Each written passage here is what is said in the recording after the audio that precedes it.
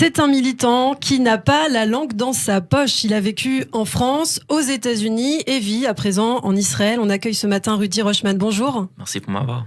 Vous avez 27 ans, vous êtes un activiste juif israélien, sioniste, c'est comme ça que vous vous définissez.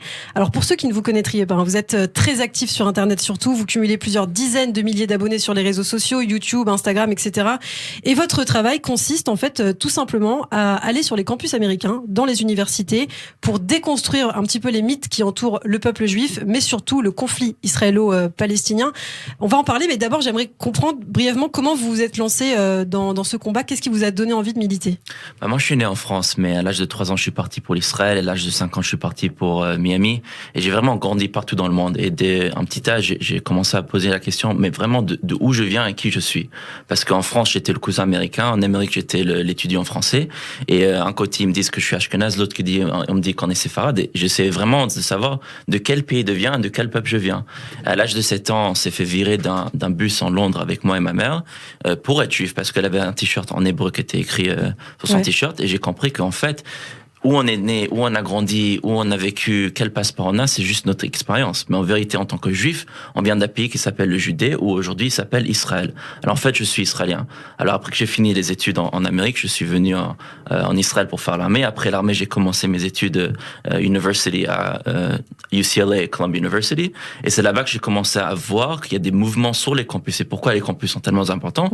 Parce que ça représente la future génération politique et économique et de pouvoir de la prochaine génération. Oui, vous avez justement choisi l'université Columbia. C'était pas un choix anodin. Déjà, c'était votre première action militante, je crois. Ouais, parce que j'ai commencé à UCLA, et c'est là que je me suis rendu compte qu'il y a vraiment des mouvements là maintenant ici qui essayent d'utiliser la souffrance des Palestiniens, de sortir de tout le contexte, jamais de parler de souffrance de Palestiniens, qu'on savoir avec des milliers qui meurent en Syrie, des centaines de milliers dans les camps réfugiés, des problèmes qu'il y a en Jordanie, ou des problèmes sur la frontière de Gaza et d'Égypte, mais vraiment d'utiliser la souffrance des Palestiniens et de convaincre tous les minorités sur le campus, ça c'est leur technique, que Israël c'est en fait le truc qu'il faut lutter contre, et c'est comme ça qu'on résout les problèmes du monde.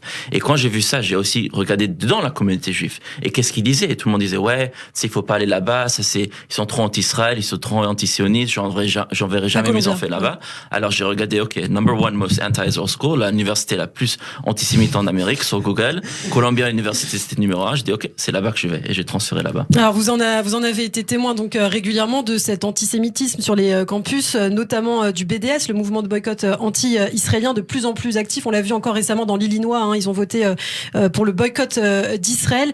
Donc vous le dites, pour vous, c'est justement important d'aller sur ces campus, car ces gens qui sortent de l'université, ce sont peut-être les futures élites de demain. C'est exactement eux qui vont être dans les pouvoirs de politique, dans les médias, dans les bureaux de médecine, dans les bureaux de droit. Si nous, on peut pas dire notre histoire aux prochaines générations, quand eux, ils vont être dans des positions de pouvoir, ça va être un différent monde qu'on habite aujourd'hui. Vous étiez hier également, vous êtes en France actuellement, vous êtes allé à Jussieu, à l'université Nanterre également, et j'ai cru voir sur les réseaux sociaux que ça avait aussi un petit peu chauffé avec certains activistes anti-israéliens. Qu'est-ce qui s'est passé? Alors, à Jussieu, il n'y avait pas grand-chose, mais à Nanterre, c'était vraiment... dès qu'on est arrivé là-bas, en quelques minutes, il y avait au moins 40 ou 50 de personnes qui sont venues avec les mégaphones en train de nous crier, en train de nous dire sors d'ici, vous êtes même pas français, partez d'ici, Israël est horrible, on vive la Palestine. Et je leur ai parlé, est-ce qu'il y en a un entre vous qui est palestinien?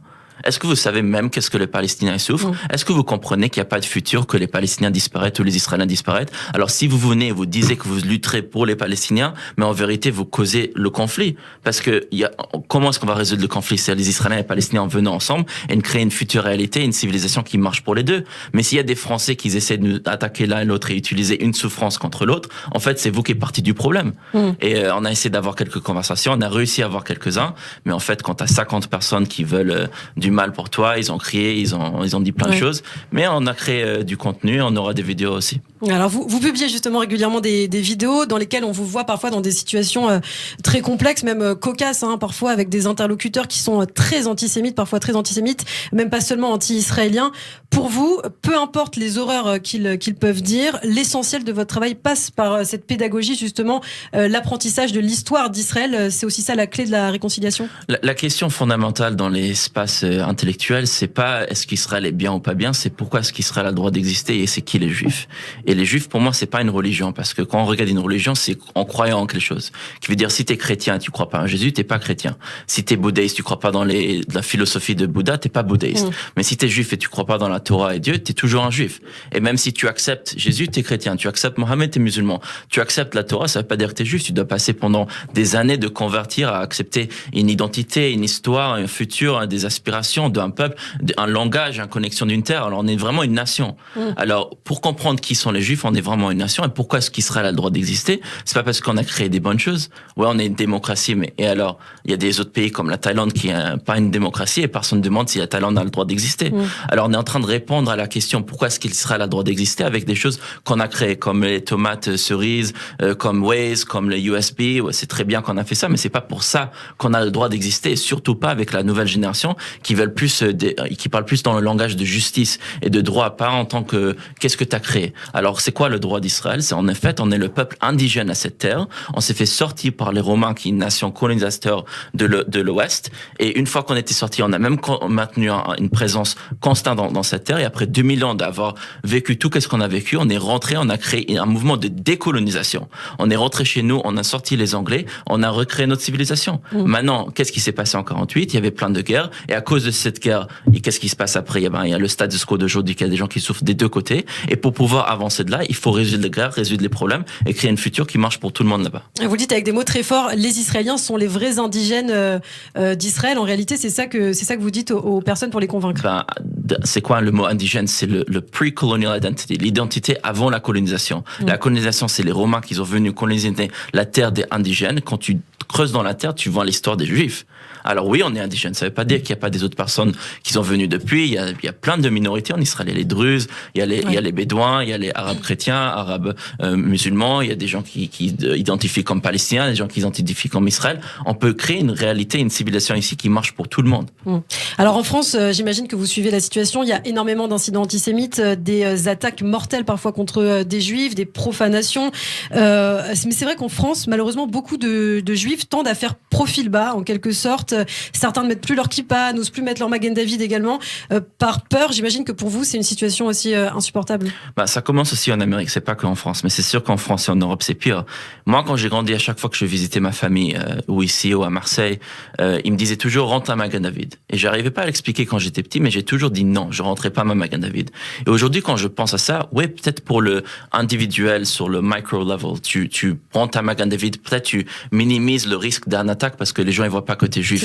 Mais en fait, tu maximises le risque d'attaque comme un collectif, parce que quand tu rentres à Magen David, tu acceptes la réalité que tu dois avoir peur. Tu acceptes la réalité, c'est normal de cacher qui je suis. Et quand tu acceptes cette réalité comme un collectif, comme la majorité qu'on est aujourd'hui, les attaques vont monter. La raison pourquoi l'antisémitisme monte, c'est pas parce que eux ils font un bon travail, c'est parce que nous on refuse de faire notre travail, nous. Ouais. Alors plus largement aussi, l'antisémitisme, vous l'avez dit, semble exploser aux États-Unis. On l'a vu aussi avec les manifestations entourant la mort de George Floyd, les mouvements sociaux. Les Juifs sont régulièrement pris à partie. Comment vous le vivez en tant que Juif américain? Il y a ce concept en Amérique et aussi en France aujourd'hui qui s'appelle intersectionality, l'intersectionnalité. Et en fait, c'est une idée de comment est-ce qu'on peut passer l'antisémitisme dans les autres mouvements minorités. Maintenant, quand on regarde dans des mouvements que tout le monde reconnaît comme antisémitisme, comme le nazisme, comment est-ce que Hitler a pu convaincre la population que les Juifs étaient mauvais? Il a trouvé le source du problème de la société, qui était le problème économique. Il a dit ça, c'est à cause des Juifs. Maintenant, comment est-ce qu'ils font ça sur le campus? Ils trouvent tous les groupes minorités, les Noirs, les LGBTQ+, les Natifs américains, les femmes. Ils trouvent leur souffrance. Ils disent non seulement ça, c'est la même souffrance qu'Israël cause aux Palestiniens, mais Israël, en fait, il cause votre souffrance aussi. Et la façon que vous puissiez lutter contre votre problème qui existe, qu'il faut lutter contre leur problème, c'est en étant anti-Israël. Et qu'est-ce que les Juifs y font? Ils restent dans leur communauté, ils font un événement, ils mettent un peu de musique de Omer Adam avec un peu de hummus, et on pense qu'on a fait notre travail. Quels sont vos projets maintenant, Rudy Rochman? Vous êtes en France. Qu'est-ce que vous comptez faire? Je suis en France pour visiter la famille premièrement, mais aussi on fait plusieurs discours avec des organisations juives sur les campus. Après ça, si Corona nous laisse, je vais partir en Afrique pendant 3 mois. Et je vais travailler sur un documentaire qui montre l'histoire des communautés perdues en Afrique de Juifs qui venaient d'Israël il y a très longtemps. Il y en a plein en Nigeria, en Ouganda, en Zimbabwe, en Kenya. Et j'aimerais bien dire cette histoire au monde. Moi, je suis intéressé par apprendre plus. Alors, je vais là-bas. Après, je retourne en Israël. Et en Israël, je suis parti d'un mouvement qui s'appelle Habayit, qui amène les Israéliens et les Palestiniens ensemble, activistes, pour parler c'est quoi notre problème qu'on face jour à jour, des deux côtés qui sont différents, et c'est quoi notre aspiration qu'on a besoin pour notre peuple qui sont différents, et comment est-ce qu'on crée une réalité qui respecte les deux pour les deux. Merci Rudy Rochman. Je rappelle que vous êtes un activiste juif israélien, sioniste. Je crois que demain aussi vous êtes encore en France pendant quelques jours, et demain vous êtes à la Sorbonne, non, c'est pas ça? On va à Sciences Po et à Tolbiac demain. Merci Rudy. Vous pouvez le suivre sur les réseaux sociaux, sur Facebook, Instagram, Twitter évidemment. Merci et à bientôt sur Radio J. Merci beaucoup.